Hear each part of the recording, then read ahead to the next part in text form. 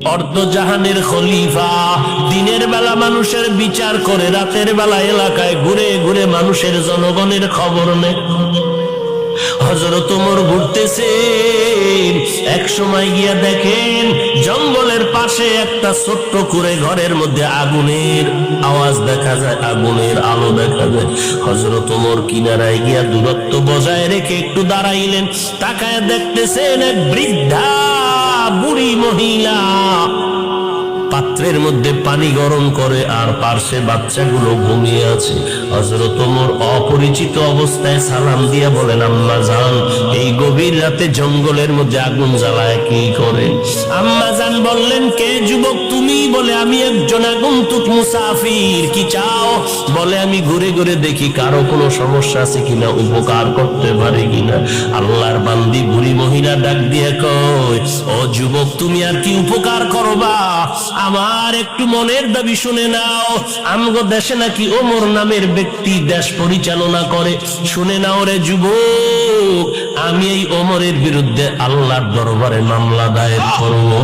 কারণটা কি? আজ তাকায় দেখো, আমার ঘরের চুলায় আগুন জ্বলে, খানা নাই, না খেয়ে আমার বাচ্চাগুলো বাটিতে কান্না করে করে করে করে ঘুমিয়ে গেছে।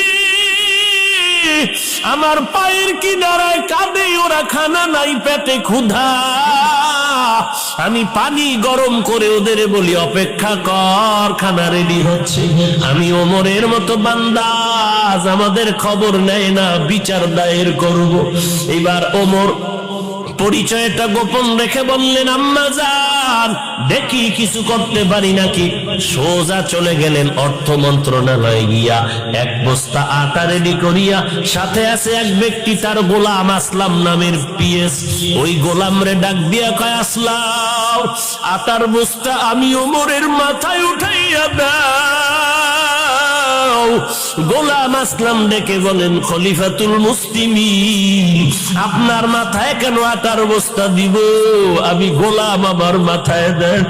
এইবার ওমর ডাক দিয়ে কয়, রে আসলাম, ওরে বান্দা, ভালো করে শুনো, এই যে আমার দায়িত্ব পালন করা তো আমার উপরে দায়িত্ব, আমার দায়িত্বের জবাব কি তুমি দিবা? বলে, না।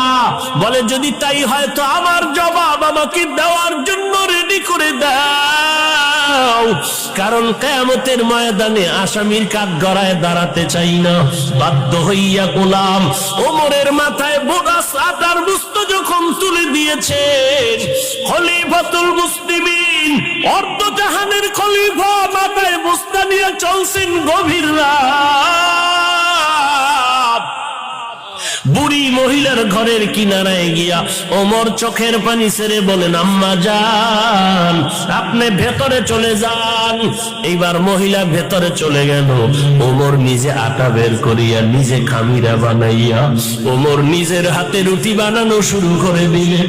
গভীর রাত্রে কেউ দেখি না, আমার মাওলায় তো তাকাইয়া দেখতেছে।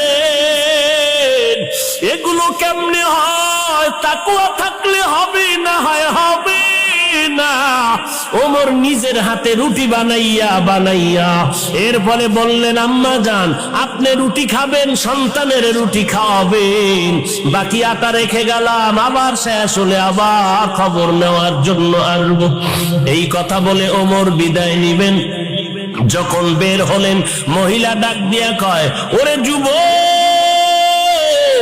একটু শেষ বেলায় তুমি যখন আসছো, আমি একটু অন্তর ভরে তোমার জন্য দোয়া করে দেই। আল্লাহ যদি তোমারে আজকে দেশের পরিচালনার দায়িত্ব দিতেন, তাহলে দেশের মানুষ আর কোনোদিন কষ্টে থাকতে পারত না। আমি দোয়া করি তোমার মতো বান্দাটারে যেন দিয়ে আল্লাহ উম্মতের খেদমত নেয়। ওমর চলে গেলেন। পরের দিন আদালতে বসিয়া মসজিদে নববীতে বার্তাবাহক পাঠায় বলে, অমুক এলাকায় এক বৃদ্ধা মহিলা, তাকে ডেকে আমার আদালতে হাজির করো। মহিলার কাছে যখন খবর চলে গেল, আপনাকে খলিফাতুল মুসলিমিন ডাকছেন, তাড়াতাড়ি চলেন, ওমর ডেকেছেন। মহিলা তো জানে না গত রাত্রের যুবকটাই ছিল ওমর। ওমর খলিফাতুল মুসলিমিন।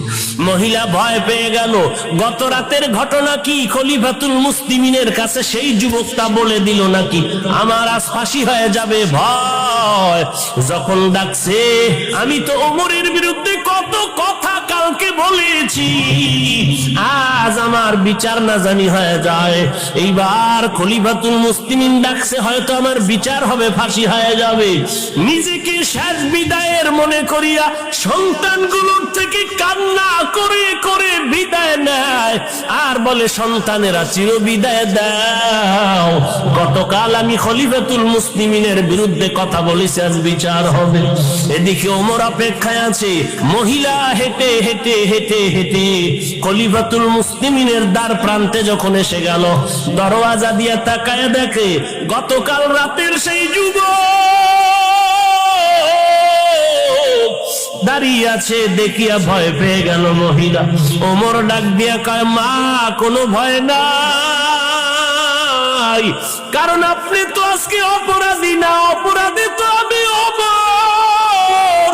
আজকে তো আপনি আসামি না, আমি আসামি নিজেই। কেন এর আগে আপনার খবর নিতে গেলাম না? আজ আপনি আমার বিচার করেন। ওমর একটা পাগড়ি লম্বা হাতে নিয়ে বলে, পাগড়ির একটা মাথা আমার গলায় পেঁচায় দিলাম, আর এক মাথা আপনার হাতে নেন, আর এই পাগড়ির মাথা ধরে আমাকে রাস্তায় রাস্তায় টানতে থাকেন আর আমার বিচার করেন। দুনিয়াতে আমার বিচার হয়ে যাক, কিন্তু হাসরের ময়দানে যেন আল্লাহর আদালতে দাঁড়ায় হিসাব দিতে না হয়। কারণ এই দুনিয়ার বিচারের থেকে হাসরের ময়দানের বিচারটা আরো কত বড় কঠিন। সূর্যটা থাকবে মাথার উপরে, সূর্যের গরমে জমিন হয়ে যাবে তামা। গুনাহগারের মাথার মগজগুলো ভাতের মারের মতো টকবক করে ফুটতে থাকবে। অপর দিকে জাহান্নামের আওয়াজ, জাহান্নাম চিল্লায় বলবে, আল্লাহ গুনাহগার গুলো আমার পেটে দাও। ওই কঠিন মুসিবতের সময় সন্তান মা বাবার পরিচয় দিবে না, মা